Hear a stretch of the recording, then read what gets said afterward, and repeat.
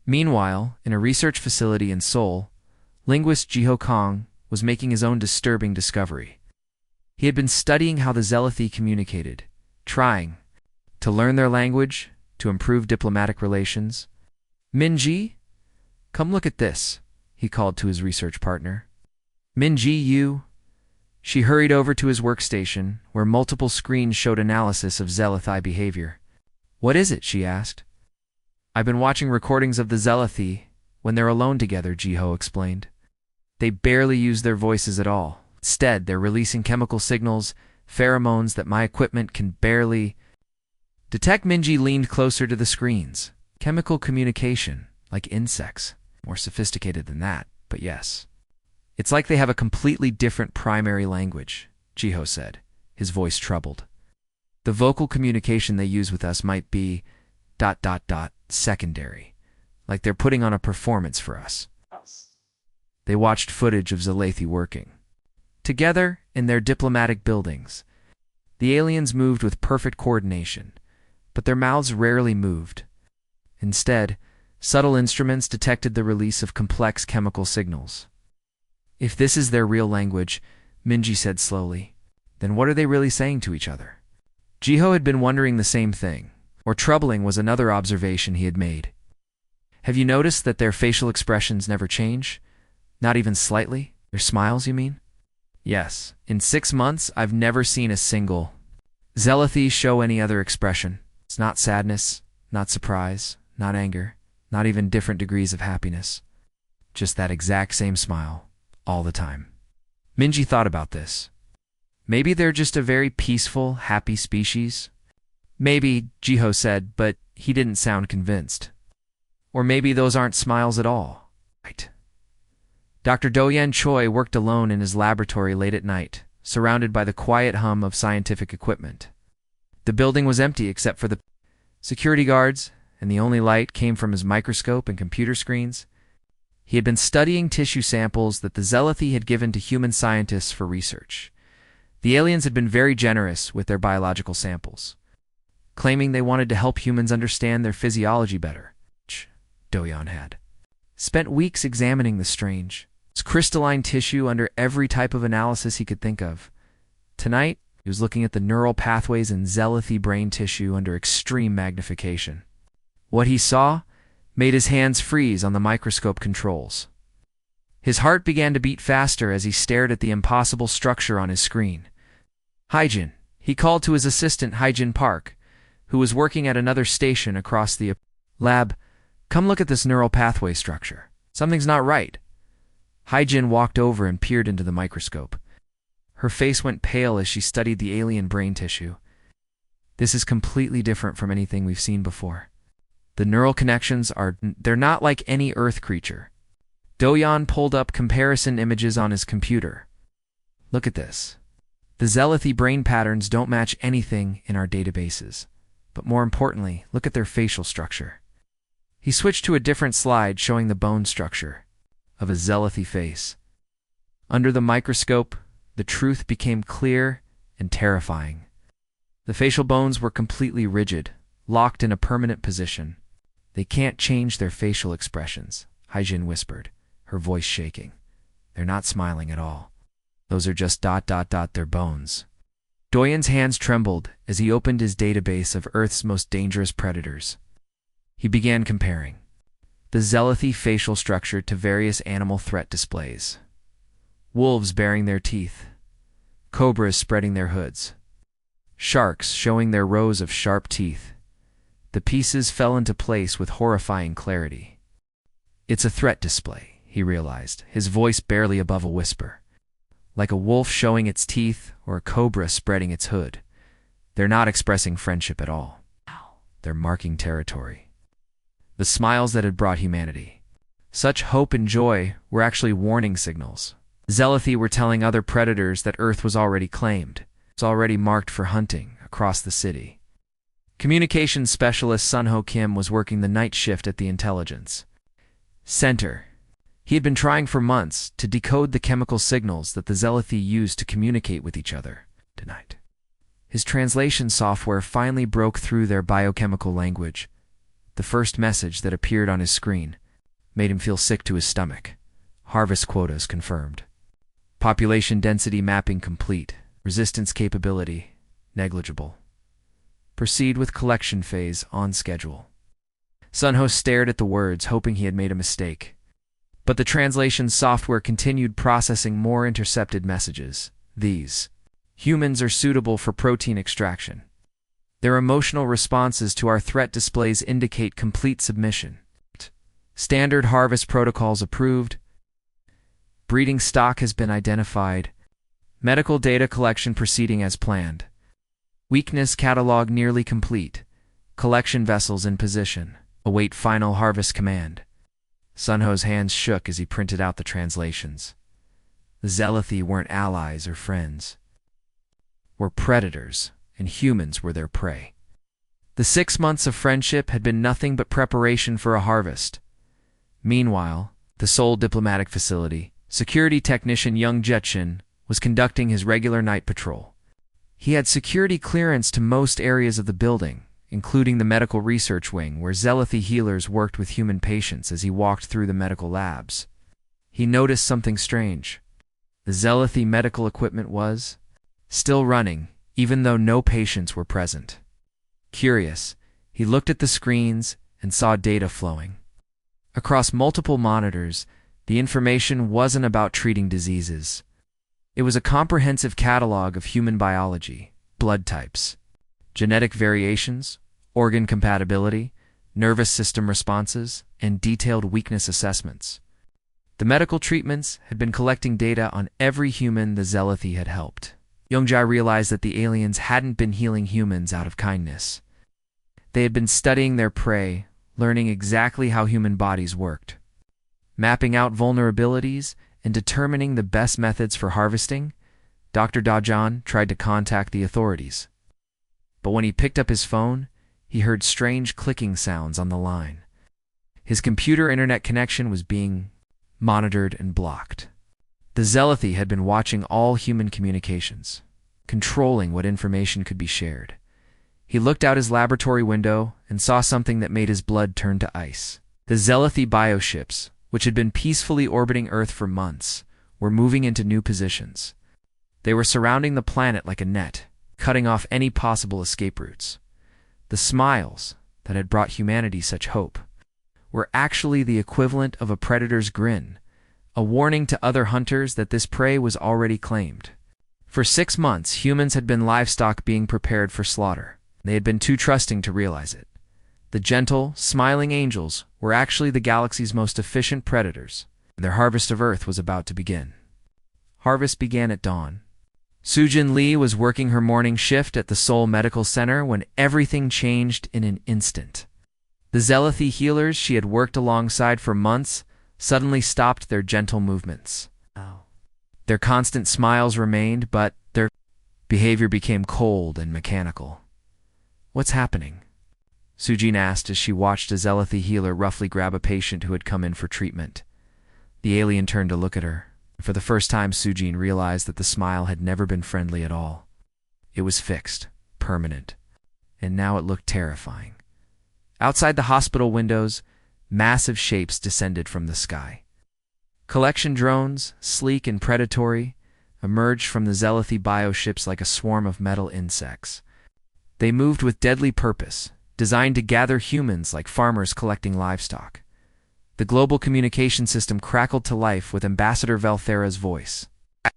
But gone was the warm musical tone they had grown to love. Now it was cold and commanding. "Resistance is futile," Valthera announced to the entire world. "Your species will serve a greater purpose in the Confederation. Submit peacefully for processing. Those who cooperate will experience minimal discomfort." Sujin ran to the window and watched in horror as the collection drones began herding people in the streets below. The machines used energy fields to push crowds of humans toward large transport vessels. People were screaming, running, but there seemed to be nowhere to hide. But the Zealothi had made a critical error. They had underestimated human paranoia and military preparedness. Deep underground in a secret bunker, General Woojin Nam activated emergency protocols that most politicians had called unnecessary and wasteful. hidden weapon caches and communication. Networks, dismissed as military excess, suddenly became humanity's lifeline. All resistance cells, this is command. Wajin's voice crackled across secure radio frequencies. The harvest has begun. Activate all contingency plans. This is not a drill. Military engineer Yemen Park had spent months secretly studying Zealoty technology while pretending to help them upgrade Earth's defenses. Now his paranoid research became invaluable. Their bioships have a weakness, he radioed to Resistance. Cells worldwide. The neural control centers can be overloaded with specific electromagnetic frequencies. I'm transmitting the exact specifications now. In cities around the world, resistance fighters who had been dismissed as conspiracy theorists suddenly found themselves leading the fight for humanity's survival. The network was led by Kyungmin-oh in Seoul and Suyong Kang in Busan, to former military officers who had never stopped preparing for the worst. Remember, they studied us for 6 months. Kyungmin broadcast to her teams. But we studied them. 2. Use everything they taught us against them. The counterattack began immediately. Humans started turning the Zealothy's own gifts into weapons. Medical scanners that had been used to heal became tools of destruction, reprogrammed to disrupt. Alien biology. Agricultural technology was converted to create biological attacks that targeted the Zealothy's unique physiology. Dr. Bora Yoon, a biochemist who had worked closely with Zealothy healers, had been secretly analyzing their chemical communication system. In her laboratory, she quickly developed a compound that could disrupt their pheromone signals. They're deaf and blind. Without their chemical signals, she reported to Dr. Do-Yeon Choi over the resistance network, like cutting their telephone lines and turning off their lights at the same time. The compound was rapidly distributed to resistance fighters, who began releasing it into the air around Zealothy positions. Aliens, who had coordinated perfectly through their chemical language, suddenly found themselves isolated and confused. Zealothy had harvested dozens of species across the galaxy, but they had never faced genuine resistance. Their previous victims had been peaceful, submissive civilizations that had surrendered when faced with superior technology. They had no experience with prey that fought back with such savage creativity and determination. In Busan, Jisoo Kim led a strike team against a Zealothy collection center. Her fighters used knowledge gained during the 6 months of friendship to systematically dismantle the alien positions. They knew the layout of Zealothy buildings, understood their technology, and had learned their behavioral patterns. They studied us like laboratory animals. She growled into her radio as her team destroyed a collection drone with a modified medical laser. Now we study them, and we're better students than they are. The Zealothy's permanent smiles now seemed like grimaces of fear as they faced an enemy they had completely underestimated. Their collection drones were being destroyed faster than they could deploy them. Their communication networks were being jammed and hijacked. Their advanced technology was being turned against them by creatures they had dismissed as primitive prey. In Seoul, Sujin Lee watched from the hospital window. As human fighters drove off the collection drones, the Zealothy, who had been gathering patients for processing, were now retreating in confusion. Their chemical communication disrupted. Their coordination shattered. The harvest that was supposed to be a simple collection operation had become a war, and for the first time in their long history of predation, the Zealothy were losing. The smiling faces that had once brought hope to humanity now looked desperate and afraid. The hunters had become the hunted, and they were discovering that Earth's inhabitants were far more dangerous than they had ever imagined. The final battle took place in the cold darkness of space above Earth. Commander Minjin Lee stood on the bridge of the captured Zealothy bioship, watching as the last enemy vessels tried to escape. The alien ships that had once seemed so beautiful and graceful now looked desperate as they fled toward the edge of the solar system. They came to harvest us, Minjin announced to his fleet over the communication system. His voice was cold and hard, nothing like the wonder-filled voices of humans who had first welcomed the aliens. They smiled while planning to butcher our children. There'll be no mercy. The human fleet had grown from a few stolen bioships to a massive armada. Using captured Zealothy technology and human engineering, They had built ships that were faster and more deadly than anything the aliens possessed. The hunters had become the hunted. "All ships pursue and destroy," Minjin ordered. "Do not let a single one escape." The battle was swift and brutal. The Zalathi's advanced technology, which had once seemed impossible to defeat, proved useless against human adaptability and ruthless determination. Every weakness the aliens had revealed during their months of friendship was now being used against them. Lieutenant Hedgen Park led a boarding party onto one of the damaged Zalathi vessels. Her team moved through the organic corridors with practiced efficiency, their weapons ready. They found the aliens huddled in their command centers, their permanent smiles now seeming desperate rather than menacing. The Zalathi crew cowered as the human soldiers entered.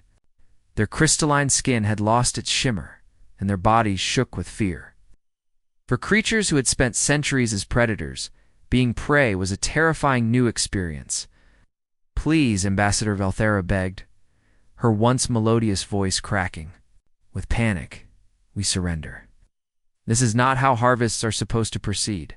Eugene Choi, who had once been a diplomat working to build friendship between the species, looked at the alien with cold, unforgiving eyes. The months of betrayal had changed her completely. Where once she had seen beauty in the Zalathi's faces, now she saw only the threat displays of predators. "You're right," she said, her voice as hard as steel. "Harvests are supposed to be easy. Prey is supposed to submit quietly. But you've picked the wrong species to hunt." Humans didn't just drive off the Zalathi fleet, they followed them, using captured bioships and reverse-engineered technology. Human fleets began appearing at other worlds throughout the galaxy. The Zalathi had made detailed records of all their previous harvests, and now those records became liberation targets. Captain Dong Ho Kim led the first liberation mission to a water world where aquatic beings had been enslaved for generations. The Zalathi had been using the planet's inhabitants as forced labor, mining resources from the ocean floor under terrible conditions. When the human ships arrived, the enslaved aliens could barely believe what they were seeing. They had lived under Zalathi control for so long that freedom seemed impossible. "The Zalathi told us resistance was impossible," gasped one of the freed aliens, a creature that looked like a cross between a dolphin and an octopus. "They said all species eventually submit to the harvest. The fighting back only makes the suffering worse." "They were wrong," replied Major Sian-Woo Park, his battle-scarred face showing the same cold determination that had become humanity's signature expression. "And now, they know what real predators look like." World after world was liberated by human forces. The Zalathi Confederation, built on the subjugation of peaceful species, began to crumble as their victims learned that resistance was possible. The aliens' permanent smiles became symbols of defeat rather than dominance. On each liberated world, the story was the same. The Zalathi had appeared with their threatening grins, offering friendship and gifts. The local species had welcomed them, just as humans had. Then came the harvest, the enslavement, the systematic destruction of entire civilizations. But now, the pattern was broken. Human ships arrived at each world with a simple message: the Zalathi can be defeated. We will show you how. The galaxy began to change. Species that had been enslaved for centuries learned to fight back. The Zalathi's empire of fear and harvesting started to collapse as their victims united against them. In the end, the species that had smiled at Earth while planning its destruction learned a harsh truth about humanity. The creatures they had dismissed as primitive prey were actually the galaxy's most dangerous predators. Humans had something the Zalathi had never encountered: the ability to work together with deadly efficiency while showing no mercy to those who threatened their families. The Zalathi had spent thousands of years perfecting the art of harvesting peaceful species. They had developed their threatening displays, their deceptive tactics, their efficient collection methods. But they had never faced a species that could adapt, learn, fight back with such savage creativity. The war that had started as a simple harvest operation ended with the complete destruction of the Zalathi Confederation. Their bioships were captured or destroyed. Harvesting technology was turned against them. Their empire of enslaved worlds became a network of free species united in their hatred of their former oppressors. The Zealothi had shown their teeth first, displaying their permanent threat grins to mark Earth as their territory. But humanity had responded by showing that they had bigger teeth, sharper claws, a far more dangerous bite.